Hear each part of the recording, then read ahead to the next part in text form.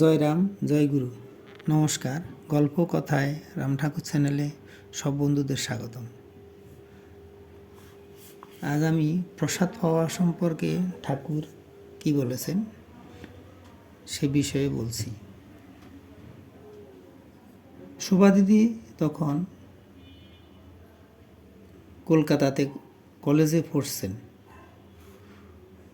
এদিকে শ্রী শ্রী ঠাকুর তখন কলকাতাতে আছেন। শোভা দিদির মা মনে মনে ঠিক করলেন অনেক দিন যাবৎ শ্রীরাম ঠাকুরের দর্শন লাভ হয়নি, কলকাতাতে গিয়ে ঠাকুরকে পুনঃদর্শন করবেন এবং আসার সময় হোস্টেল থেকে মেয়েকে বাড়ি নিয়ে আসবেন। যথাসময়ে শোভাদির মা উদ্দেশ্য সফল করার জন্য কলকাতা গেলেন। কলকাতা থাকাকালে শোভাদির মা প্রত্যেক দিন এক বাড়িতে যেতেন।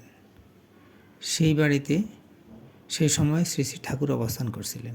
শোভাদির মা সেই বাড়িতে অনেকক্ষণ সময় থেকে বাড়িতে ফিরে আসতেন। অনেক দিন দুপুর পার হয়ে যেত, তারপর তিনি নিজ আলয়ে ফিরে আসতেন। এভাবে জয়কালী মা প্রতিদিন ঠাকুর দর্শনে যেতেন। একদিন শোভাদির পিস্তুত দিদি জিজ্ঞাসা করলেন, তুমি যে রোজ ওদের বাড়ি যাও আর এত দেরি করে আসো, তোমাকে কেউ কিছু খেতে দেয় না? শোভাদির মা খুব স্বাভাবিকভাবেই এই ধরনের প্রশ্নে বিব্রত বোধ করলেন। সত্যি এতদিনের মধ্যেও বাড়ির কোনো লোক এক ফোঁটাও প্রসাদ জয়কালী মাকে দেননি। জয়কালী মা কারো কথার উত্তর দিলেন না। ওই বাড়ির লোক মাকে প্রসাদ গ্রহণ করার কথা বলেননি। কথা বললে ওই বাড়ির নিন্দা হবে, তাই তিনি সেদিন চুপ করে রইলেন। রোজ দিনের মতো তিনি পরের দিনও ওই বাড়িতে গেলেন। সেদিন ওই বাড়ির ভদ্রলোকের মা জয়কালী মাকে প্রসাদ পেয়ে যাওয়ার জন্য অনুরোধ করলেন। বাড়ির মহিলার হঠাৎ এরূপ ব্যবহার দেখে জয়কালী মা একটু অবাক হলেন। তখন ওই ভদ্রলোকের মা জয়কালী মাকে কতগুলি কথা বললেন। তিনি বললেন যে শ্রী শ্রী ঠাকুর বলেছেন, ওই যে কালো মতো মহিলা চুপ করে কোনায় বসে থাকেন, আবার চুপ করে চলে যান, তিনি সামান্য নন। শ্রী শ্রী আনন্দময়ী মা যেখান থেকে এসেছেন তিনিও সেখান থেকে এসেছেন। উপলব্ধি হয় নাই, তবে হবে।